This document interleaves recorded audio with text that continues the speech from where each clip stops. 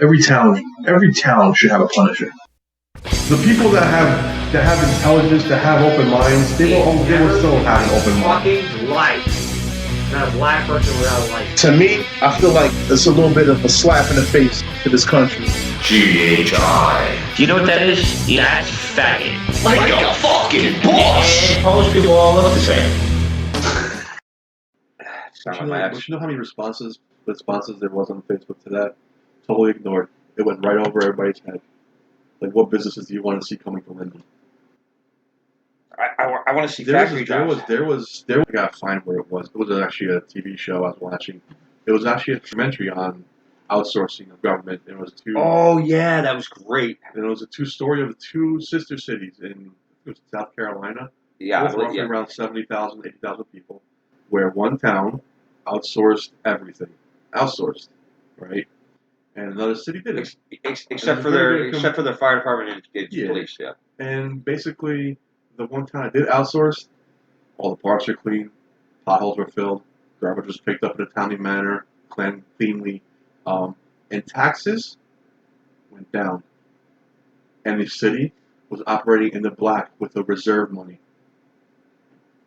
How do you explain that? Because government doesn't work. Because there's no incentive to work. There's no incentive. Which is why socialism doesn't work in the same sense. There's no incentive. You need the incentive. I don't care. Listen, you need the incentive.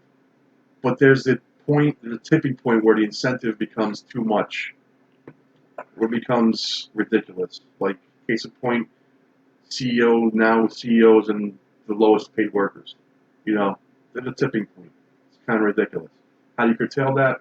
I don't know. I'm not smart enough to do that. Like I said, I'm too smart for the stupid people and too stupid for the smart people. But see, the point is we have to discuss these things because we have to realize where we can be.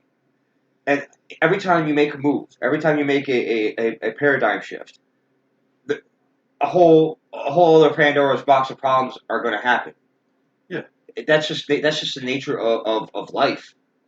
You know, that's evolution. Yeah. If that wasn't the case for reality, then what would the point of reality be? There wouldn't be one. There wouldn't be a reality. And that's why, like, you know, these federal workers, it's I have no sympathy. I'm sorry. I have no sympathy for all these stories with guys with babies and trying to do this. Listen, I get laid off tomorrow. Who's helping me? Who's helping my two kids? The only reason they're playing that, the only reason that they're putting those stories out, and look, I have sympathy for everybody because they're not the ones, the people that are supposedly representing them are the ones doing this to them. I do have sympathy for them. But at the same time, a responsible media or people with brains should be saying, yes, you should be upset. Go to fucking Pelosi's fucking house and say, he cut 4/5 as a compromise. And let's not be lost on the fact that a year and a half ago he doubled what the Democrats asked for, and they threw that shit they threw that shit right back in his face. Yeah. Come on. Listen, we spend almost $800 billion a year on the military. They can build a wall. Let's have the military just patrol the border.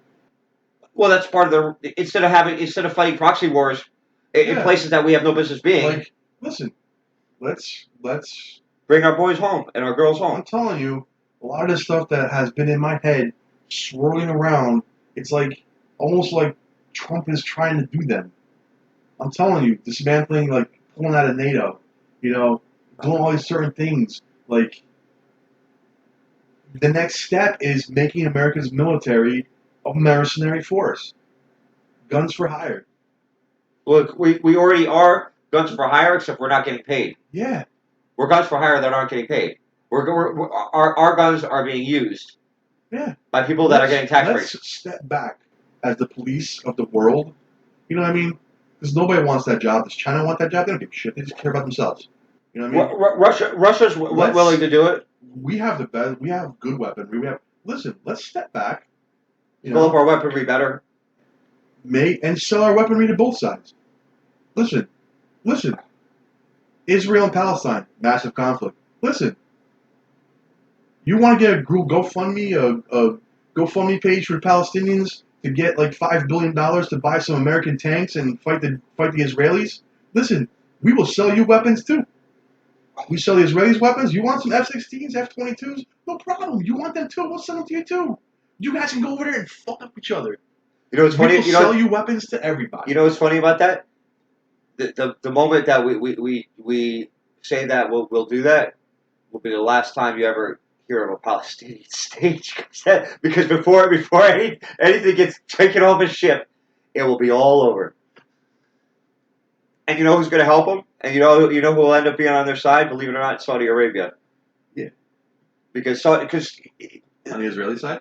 Yeah, they'll be on the Israeli side. They're on the Israeli side now. Then so be it. And at least the conflict will be over. And you know what? So then we sell guns to Iran. And let's say our biggest competitor on the world stage for weapons will be Russia. Exactly. If we sold to Iran, that would fuck up Russia big time. But see, look at it this way: Russia has some stuff that it can market that's better than us, and we have some stuff that we can market that's better. What's Iran going to do? What are these countries going to do? People are so afraid of like China, and why are you afraid of these countries? Like Trump goes over and talks shit to these people, and they talk about like, oh, he's a bad deal maker. Because in essence, what is China going to do? I beat China all the time.